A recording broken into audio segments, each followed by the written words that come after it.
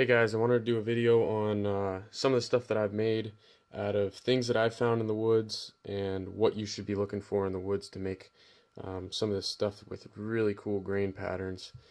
First, I'll start with this stuff. This is actually, it looks a lot like burl wood, and you can look up what burl wood is. A lot of people use it.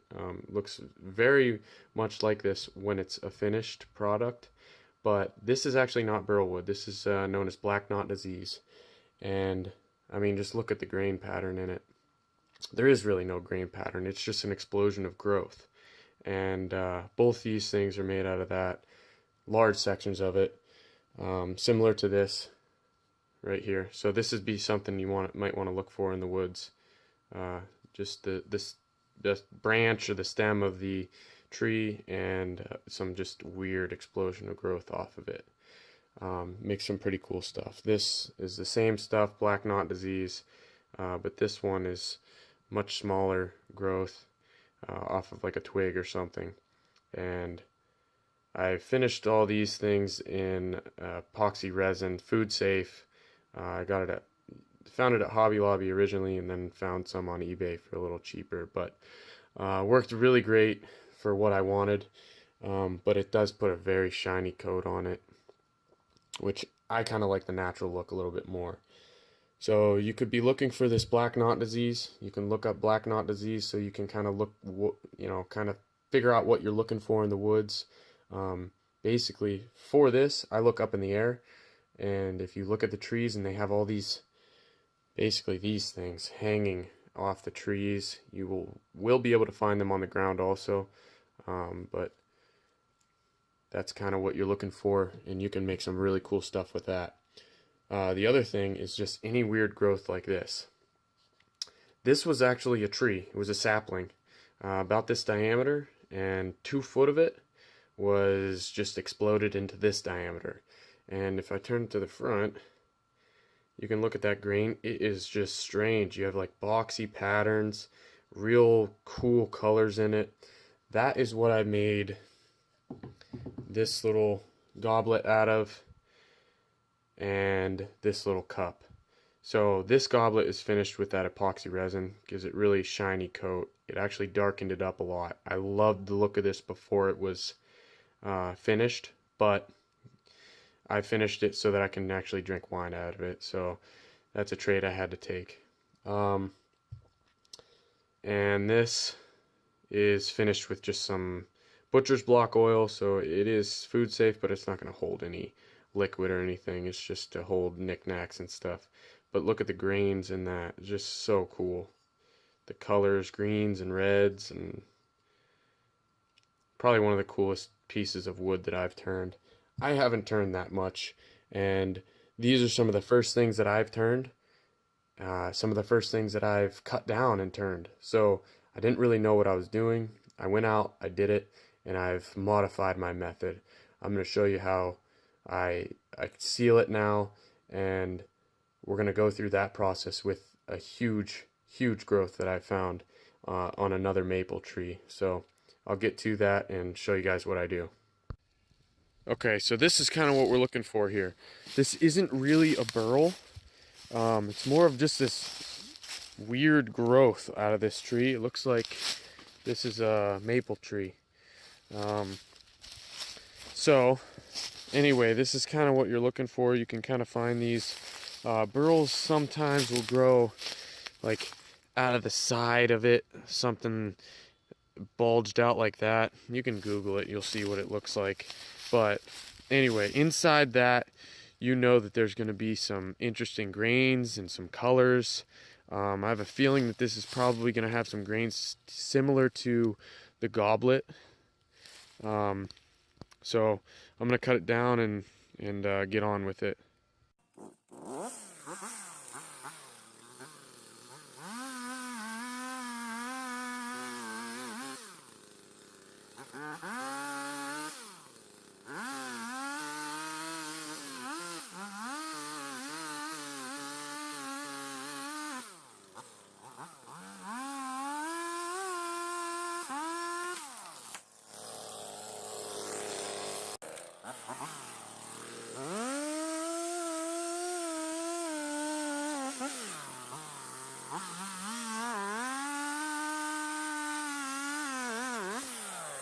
Alright, so as you can probably see, I don't know if you can tell, but this thing is solid wood.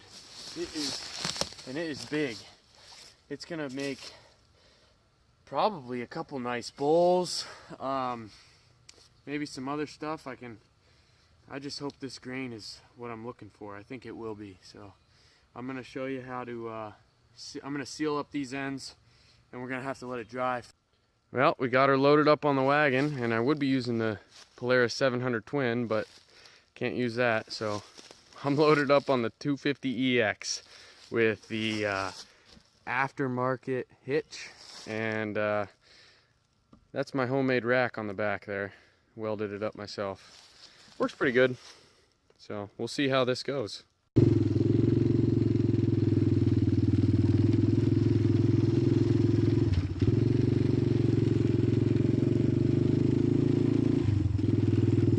She-hauls are pretty good.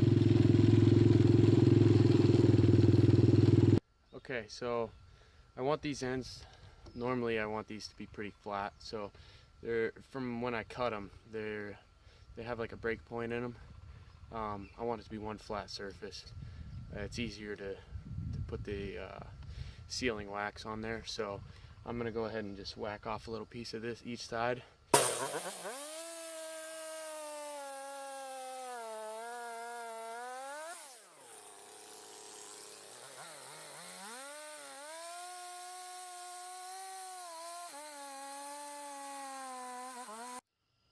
Okay, so I just picked up this piece that I just cut off, and if you look right here already, and this is from that side right there, you can already see this is some weird colors going on in this grain, and that's what we were looking for. I think that's going to turn out like that goblet that I showed you, so I think this is going to be real good, and this is promising.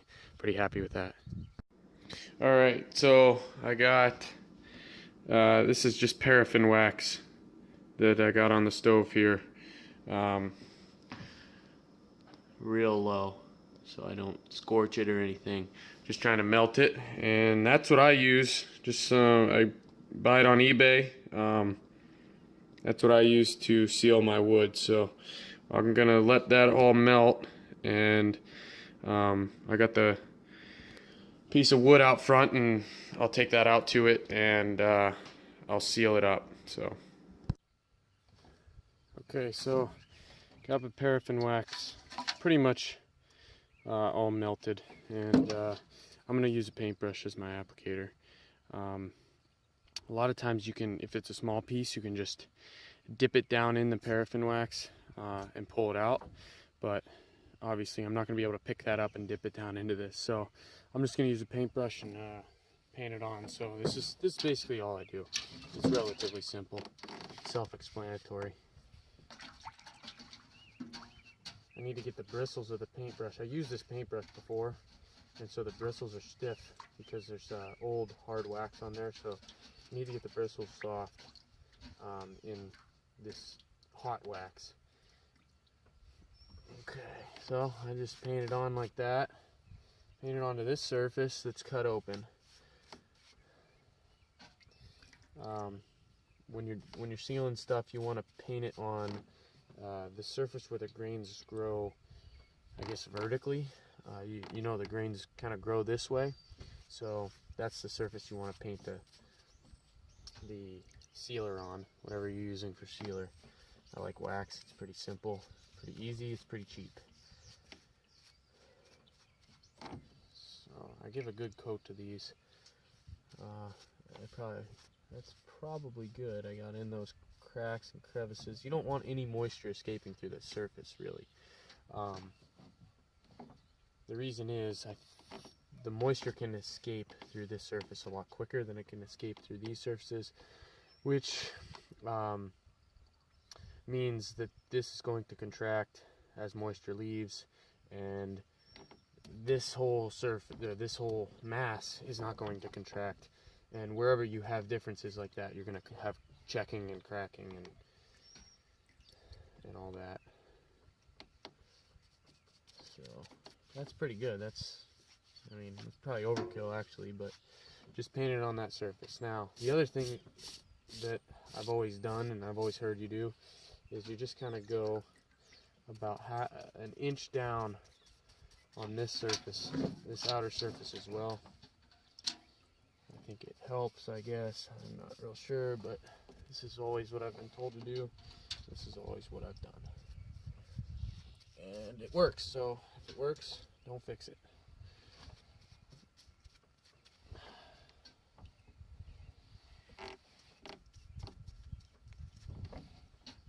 Now, the reason I left it on the trailer, or the wagon, is because I don't want to move it again. So,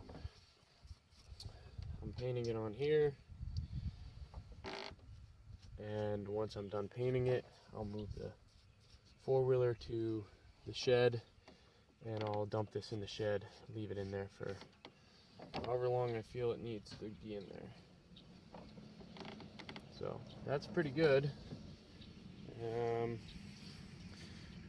I'll give you a close-up, a little bit closer up. You can see I painted like around that edge, about 1 inch around, and then you saw I painted that whole surface. So that's about all there is to it. I'm gonna go ahead and do the other side, and I'm gonna store it for, like I said, about 6 months to a year before I do anything with it and cut it open. This one actually may even take longer than that. We'll see what happens.